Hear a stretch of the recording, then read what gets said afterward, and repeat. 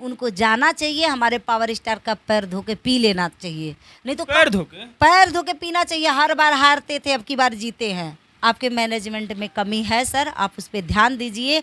जो लोकल लोग जाते थे आप तक नहीं मिलने दिया जाता था। उनकी विरोधी तो चूतिया है, विरोधी तो चूतिया। अगर वो चूतिया नहीं होता तो एक पवन के नाम से तुम लोग इतना डर गए थे, इतना डर गए थे, तुम लोग को पसीना छूट रहा था एसी में बैठ के। पावर स्टार पवन सिंह फिर काराकाट में आएंगे और विजयी होंगे। 5 साल पहले ही बोल रही हूँ। राजा राम जी को जो विजय श्री प्राप्त हुआ वो पवन सिंह जी की वजह से हुआ है। नमस्कार, रावा देखतानी शताक्षी न्यूज और अभी हम मौजूद बानी पटना में और हमरा साथ जे मौजूद बा उ परिचय के मुहताज नहीं खे। परिचय के मुहताज हम कहनी एह से नहीं खे कि जहां पावर स्टार पवन सिंह के फैन के जब नाम आवेला तो मधु मिश्रा जी जो हमारे साथ बैठल बनी यहाँ के भी नाम आवेला। सबसे पहले न्यूज में स्वागत बा जी। आपका भी स्वागत है, बहुत बहुत धन्यवाद है। और चैनल के माध्यम से जो भी श्रोता हमें देख रहे हैं सभी को पैर छू के प्रणाम है मधु मिश्रा का। काराकाट लोकसभा क्षेत्र से पावर स्टार पवन सिंह निर्दलीय प्रत्याशी से खड़ा हो रहे हैं। पता ना काहे कौन ऐसा गलती भइल, कौन ऐसा चूक भइल कि पावर स्टार पवन सिंह के सर पे विजय मुकुट ना पहनावल गई। का कारण रहल कि विजय मुकुट वहाँ के सर पे ना गई? ऐसा कुछ नहीं है, विजय मुकुट नहीं गया। लेकिन एक बात जानिए, विजय मुकुट भले नहीं गया लेकिन विजय कहीं ना कहीं पवन जी का ही हुआ है। कौना तरीका से विजय भइल? एक बात बताइए, एक नया चेहरा जी पहली बार इलेक्शन लड़े जाके, जी इतने कैंडिडेट के बीच में निर्दलीय, किसी पार्टी का सपोर्टर नहीं था, उसके बाद भी वो दूसरे नंबर पे आए हैं। किसी से उनका जो गिनती है वोटिंग का कम नहीं है। रौरा भी जाके गली गली में जोना जगह पे लोग रहल ना चाहेला उस जगह पे जाके और माता बहन लोग से रवा निहोरा कनी, विनती कनी और भोजपुरी के तमाम कलाकारों जगैले।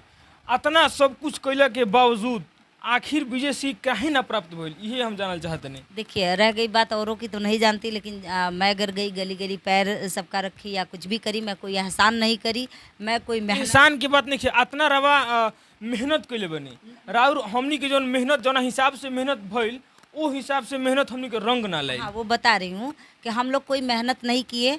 वो मेरे गुरु हैं, मैं उनको अपना गुरु मानती हूँ और बचपन में उनकी फ़ैन थी। जब संगीत लाइन में आई तो मैं उनको अपना गुरु बना ली। मेरा दो रिश्ता है पवन जी के साथ, एक फ़ैन का, दूसरा भक्त का। मैं उनको अपना भगवान समझती हूँ। अपने भगवान के लिए अगर इतना नहीं करूँगी तो क्या करूँगी, इसलिए मैं कुछ नहीं करी। रह गई बात जो आप कमियाँ बता रहे हैं, कमियाँ तो हुई हैं, कहाँ ये स्वीकार करना पड़ेगा हर किसी को कि कमियां मैनेजमेंट में हुआ है, जिसकी वजह से ये थोड़ा सा जो आज हार लोग चिल्ला रहे हैं, जिसकी वजह से आज ये सुनने को पड़ रहा है इतना मेहनत करने के बावजूद भी। लेकिन वो कमियां पवन जी के साइड से नहीं है। पवन जी जो 24 घंटा एसी के कमरे में बैठने वाला व्यक्ति था जी वो 48 के टेम्परेचर में गाड़ी के ऊपर बैठ के, कभी गाड़ी में खड़ा होके लोगों तक पहुँचे, लोगों तक हाथ पैर छुए, लोगों से अपना मतलब वोटिंग मांगे। तो उनके तरफ से कहीं कमी नहीं है, मैनेजमेंट की कमी है। जो कुछ चमचे चूतिया लोग उनके साथ सटे गिर्द रहे वाला गिर्द गिर्द जो रह के सटे हुए हैं, क्योंकि वो पवन जी के नाम से उनके घर का खर्चा चल रहा है, उनका जेब खर्चा चल रहा है, उनको 4 चक्का में बैठने को मिल रहा है। ये कहीं उनसे दूर ना हो जाए, इसलिए वो फुल चमचई पे उतारू हो गए और चमचई कर रहे हैं। उसी चमचई का ये नतीजा है। अच्छा, ओह चमचई की नतीजा रवा कहनी। तमाम जितना भी माने पावर स्टार के साथे चाहे जो भी घटना जब घटेला तो वो घटना में माने इर्द गिर्द रहे वाला लोग के कहल जाला कि माने ये लोग कैले बा, इनकरे गलती रहे, पावर स्टार पवन सिंह के गलती निखे। तो पवन सिंह इतना भोला बन के काहे रहेले? देखिए बाबा तो पवन सिंह से मिलल बनी, बातचीत भी भइल बा, तो पवन सिंह इतना भोला बन के रहत काहे बड़ा कि उनका के लोग खा जाता है? वो रियल में बहुत सीधा है, ये रियल बात है। पवन जी बहुत सीधा इंसान है। और दूसरी बात, एक चीज आप आपके भी अंदर होगा, हर किसी के अंदर होता है, विश्वास। रवाइल बानी हम रवा के साथे उठत बैठत बानी, थोड़ा विश्वास कर लेनी आपके ऊपर। कुछ जी कुछ लोगन के अंदर होला ई मानसिकता कि जल्दी विश्वास हो जाला। तो अब विश्वास रहो पे हम कल हनी, अब आप गलत इंसान होखी त मथवा पे ना लिखल बना। ना। तो कभी कभी ये चीज होता है। तो पवन जी विश्वास करते हैं, सीधे साधे इंसान है, लुपड़ी दहीनी उनको आता नहीं। ये रोटी सेकना जो लोग बोलते हैं, अंदर छल कपट है नहीं, निस्वार्थ इंसान है और दिल बहुत साफ है पवन जी का। और दिल साफ जिसका रहता है ना, वो कभी कभी हो जाता है। इन लोग ये जो सारी टीम को नहीं बोल रही हूँ, सारी टीम बहुत अच्छी है पवन जी की। उस टीम में कुछ चमचे हैं जिनको पवन जी नहीं समझ पा रहे हैं। जो पवन सिंह के अंदर अंदर खोखला कर रहल बड़े। जी जी जी। वो क्या है कि भैया के साथे जुड़ल बानी, भैया के मुंह पे हाँ भैया जिंदाबाद, भैया जिंदाबाद। माने आड़े मुंह में राम बगल में छुरी, या जबे मौका पाई तबे जी हुरी। जी। क्योंकि अगर वो नहीं बोलेंगे भैया जिंदाबाद, तब होटल में रहने को नहीं मिलेगा, फोर व्हीलर से चलने को नहीं मिलेगा, अब बढ़िया से होटल में बैठ के चिकन और तंदूरी खाने को नहीं मिलेगा। तो भैया जिंदाबाद कैले से, भैया भैया कैले से अगर इतना चल रहा है, तो बेजा तो का जरूरी माने का आवश्यकता बा भैया भैया ना कहा लगे। का ना कहला के हाथ गोड़ चलौला से का फायदा बा। हाथ गोड़ चलइया, घामे में मेहनत करिया, नौकरी चाकरी करिया 8 घंटा 12 घंटा का, 10-20 हजार पहिया। ऐसी भैया भैया कह के लाख 50 हजार आ जात बा, तो का दिक्कत बा। बोल दी अच्छा, राजा राम कुशवाहा के विषय में का कहल चाहब? राजा राम कुशवाहा के विजय श्री प्राप्त भइल बा, उनकरा विषय में रवा का कहल चाहब? राजा राम जी को जो विजय श्री प्राप्त हुआ, वो पवन सिंह जी की वजह से हुआ है। उ कैसे? उनके लिए पवन सिंह लकी साबित उ हुए। कैसे कारा काट के जनता ये पूछिए कि उ कैसे वोट तो हम दिल बनी तो पवन सिंह चलते काहे भइल? इसलिए हुआ है कि आपस में ये दो कैंडिडेट लड़ गए, जी। पवन सिंह और कुशवाहा जी। तो वोट जनता देले बनो, जनता दिल जनता ने जितौले बा। फिर जनता पवन सिंह काहे जितौले? बता रही हूँ ना, आपस में ये दोनों भिड़ गए, ठीक है। और तीसरा इसमें बजाड़ी मार लिया। बजाड़ी का मतलब ये हो गया, वोटिंग खरीद के जीते हैं ये। बजारी के मतलब हमन की बात माने भोजपुरी में बताएं बजारी मतलब। बजाड़ी मतलब बाजी मार लिए। अच्छा, बाजी मार लिया। किसी भी तरीका से अपना रातों रात कैसे क्या होता सब समझता है। माने मैनेजमेंट उनकर सही रहे, हाँ बाजी मार ले। पवन सिंह के मैनेजमेंट में थोड़ा सा कमी रहे, तो पवन सिंह पीछे हो गए। लेकिन कारा काट के जनता के इहो कहनाम बा कि हमने के बहुत ऐसा कुछ कैंडिडेट बड़े जे पवन पावर स्टार पवन सिंह के जे अपन मत दिले बा, जे पावर स्टार पवन सिंह के मानत रहे, उ तो इहो कहता कि अब लागता कि पावर स्टार पवन सिंह फिर कारा काट से चुनाव ना लड़ी हैं। ओह दर्शक का आश्वासन रवा का देवे। मेरे ये समझ में नहीं आता, इतना हल्का में कैसे ले रहे हैं लोग। पावर स्टार पवन सिंह फिर काराकाट में आएंगे और विजयी होंगे। 5 साल पहले ही बोल रही हूँ, क्योंकि इस डेट में भी, कल के डेट में भी पवन सिंह विजयी होते, बस मैनेजमेंट कहीं ना कहीं कमी कर दिया है।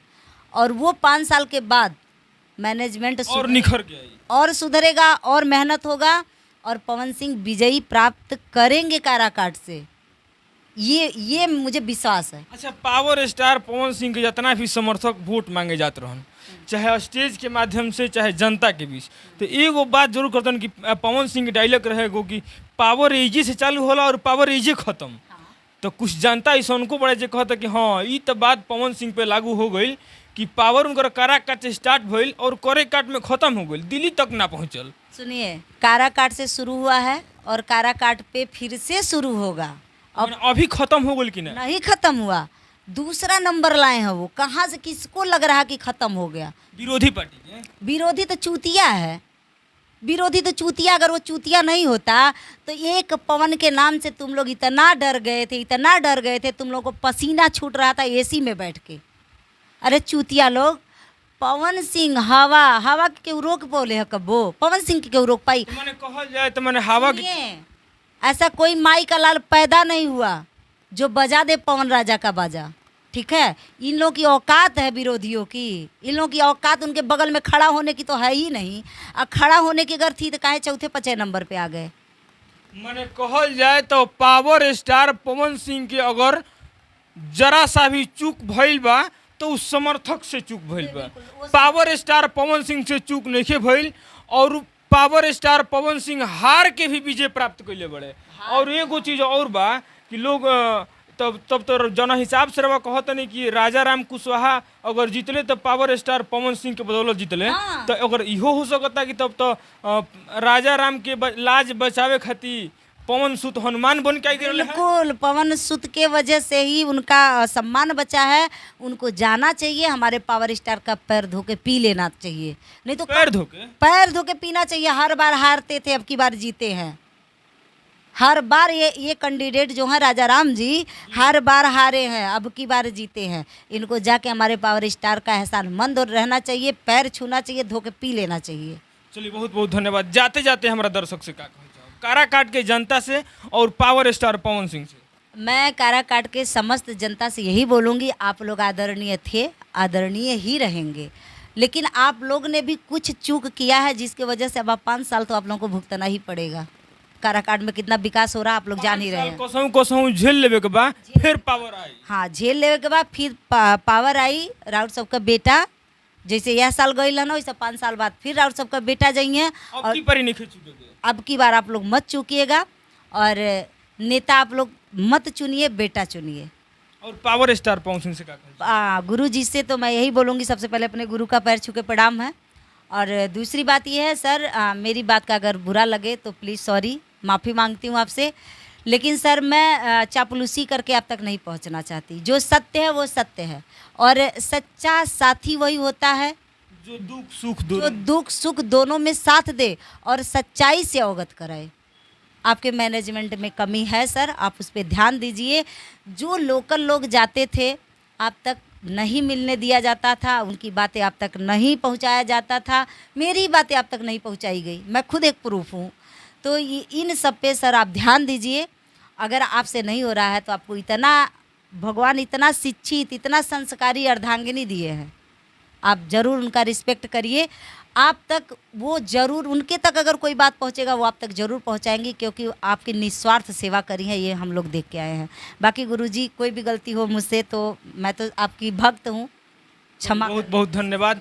और काराकाट की तमाम जनता से हम बता दें कि अभी हम मौजूद रहनी हाँ मधु मिश्रा जी भी, जे पावर स्टार पवन सिंह के शिष्य बानी और फैन के भी नाम दिहल जाती हैं कि फैन भी बानी पावर स्टार पवन सिंह के। ऐसन के वीडियो और ऐसन के एपिसोड से फिर रवा से मिलब।